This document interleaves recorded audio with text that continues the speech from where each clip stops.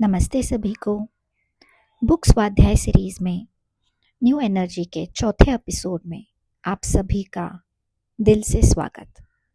आज हम शुरू करेंगे पहली चैप्टर से, जिसका नाम है पहली आत्मा। इस चैप्टर की शुरुआत लेखिका करती है एक सवाल से, जो है कि हमें क्या करना है, हमें क्या करना चाहिए। आगे वो कहती है कि ये सवाल का जवाब जानने के लिए पहले हमें ये समझना होगा कि हमारे साथ क्या हो रहा है। हम जो कर रहे हैं वो हमको संपूर्ण तरीके से समझ में आने के लिए हम कैसे पैदा हुए, इस धरती पर हम क्यों आए और हम किस परिस्थिति में आए, क्या हासिल करने के लिए आए, ये सब समझना होगा।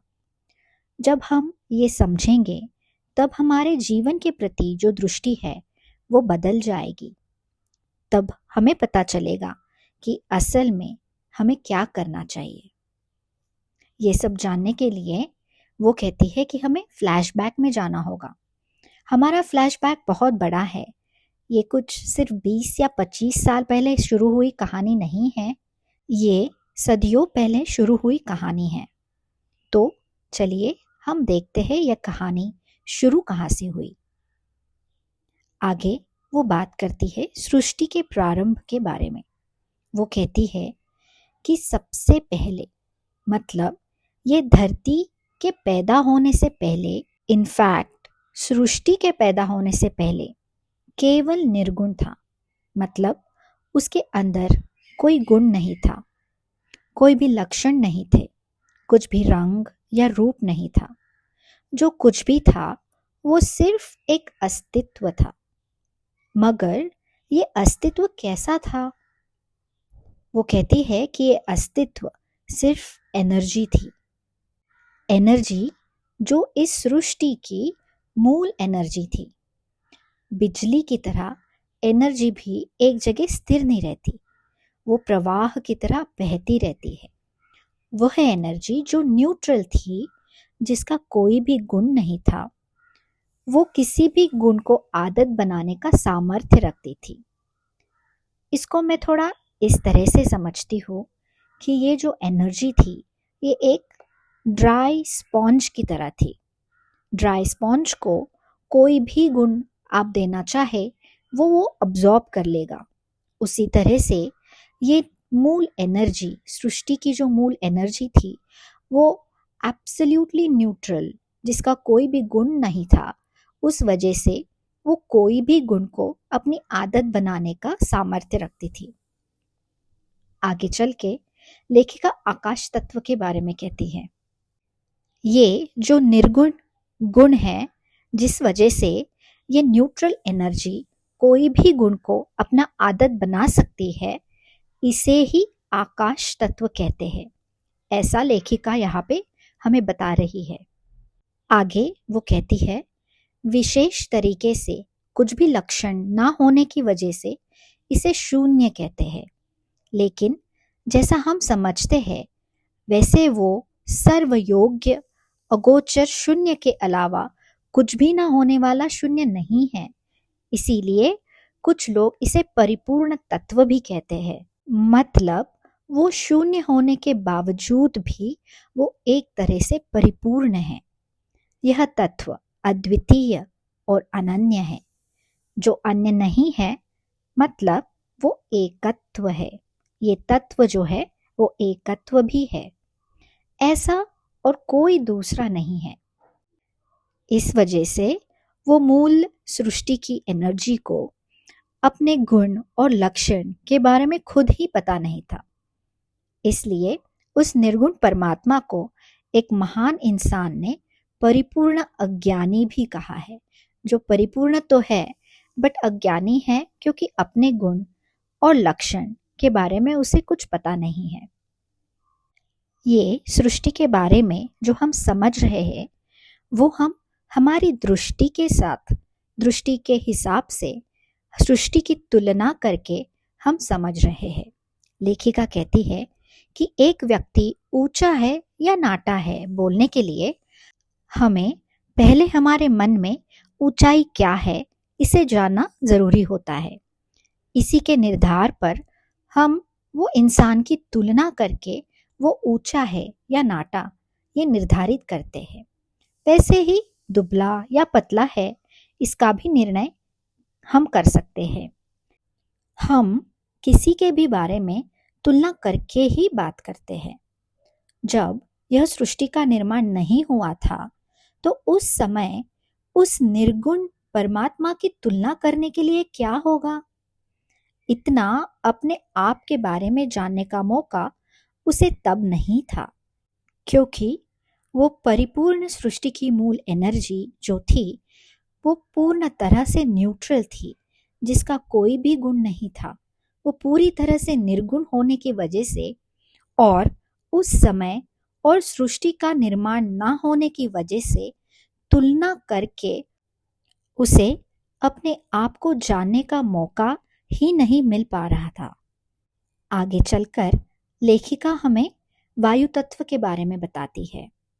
वो कहती है कि अपने आप के बारे में वो मूल एनर्जी को रत्ती भर मतलब बिल्कुल थोड़ा भी पता नहीं था।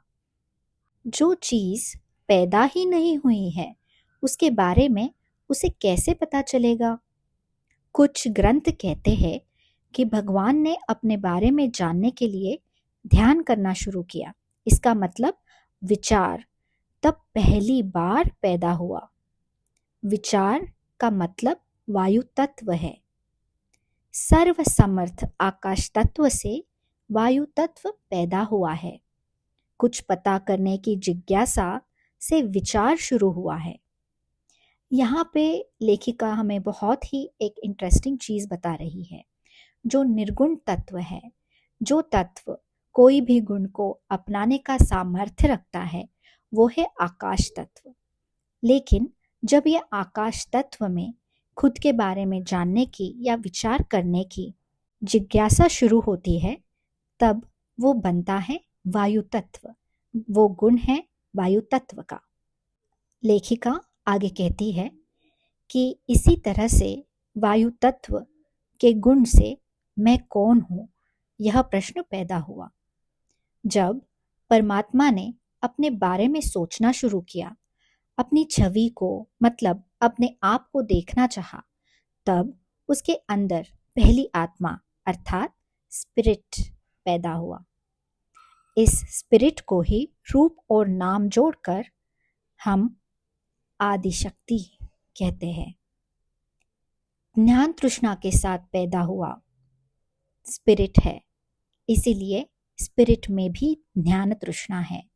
ज्ञान तृष्णा मतलब जिज्ञासा, अपने आप के बारे में जानने की इच्छा। इस ज्ञान तृष्णा की वजह से ये स्पिरिट करोड़ों टुकड़ों में बट गया। ऐसा बटा हुआ हर एक टुकड़ा, हर एक आत्मा और उन सब आत्माओं का एक काल में एक क्षण में आविर्भाव हुआ।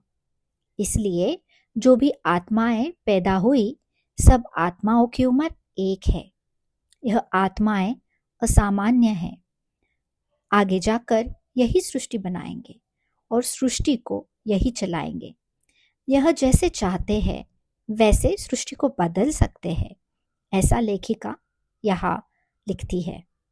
हमें इस कॉन्सेप्ट को और अच्छे से समझने के लिए लेखिका एक कहानी के रूप में हमें इसे समझाने की कोशिश कर रही है। चलिए ये कहानी को हम जानते हैं। ये कहानी का नाम है राजा रानी। स्पिरिट में राजा और रानी दो तरह के कोण हैं। कोण यानी एंगल, तो मतलब मेल एनर्जी और फीमेल एनर्जी नामक दो एंगल हम कह सकते हैं। कहानी के रूप में बताया जाए तो हमें अच्छी तरह से समझ आएगा, इसीलिए तोबियास ने हमें एक छोटी सी प्रेम कहानी को बताया है और हम यही कहानी अब सुनेंगे, पढ़ेंगे, जानेंगे। राजा और रानी ने एक दूसरे की आंखों में देखा। उसी क्षण उन दोनों के बीच एक दूसरे के लिए अत्यधिक प्यार पैदा हुआ। इससे पहले स्पिरिट को प्रेम के बारे में कुछ भी पता नहीं था, क्योंकि स्पिरिट हमें याद है निर्गुण था। इसका मतलब प्यार वहां नए रूप में पैदा होने वाली एनर्जी थी। जब मूल तत्व अकेला था तो प्रेम पैदा होने का मौका नहीं था। जब कोई और होगा तभी प्रेम करने का मौका पैदा होगा। इसलिए राजा और रानी के पैदा होने के बाद प्रेम नामक एनर्जी पैदा हुई। यह एक सच्ची और पहली प्रेम कहानी है। एक दूसरे को देखने के बाद राजा और रानी को प्यार हो गया।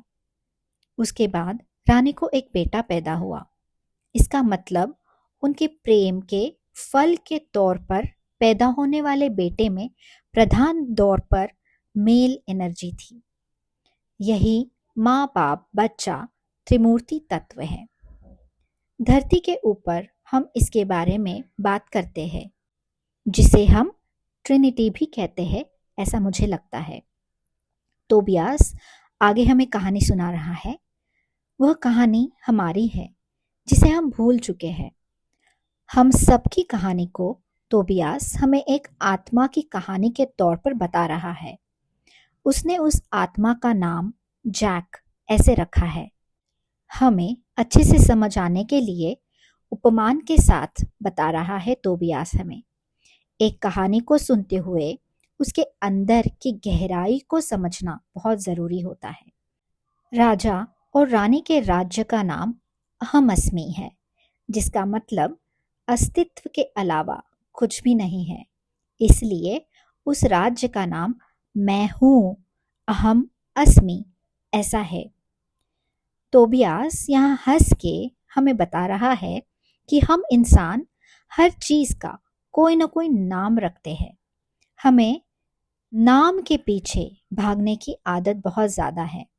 अगर हम नाम को सही तरह से उच्चारण नहीं करेंगे तो वो एनर्जी भी बदल सकता है।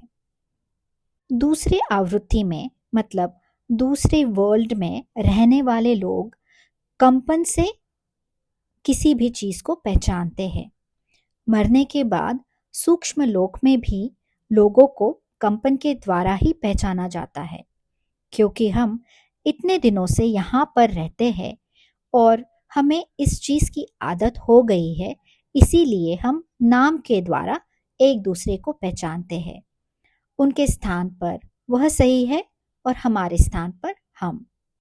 यहाँ पे जैक जो राजा और रानी का पहला बेटा मतलब जिसमें पुरुष तत्व है, ऐसा आत्मा, वो सिर्फ एक आत्मा का नाम नहीं है, पर वो हम में से हर किसी का नाम है। ये कहानी हमारी है। अगले एपिसोड में हम जैक की कहानी के बारे में, हमारी कहानी के बारे में जानेंगे, समझेंगे।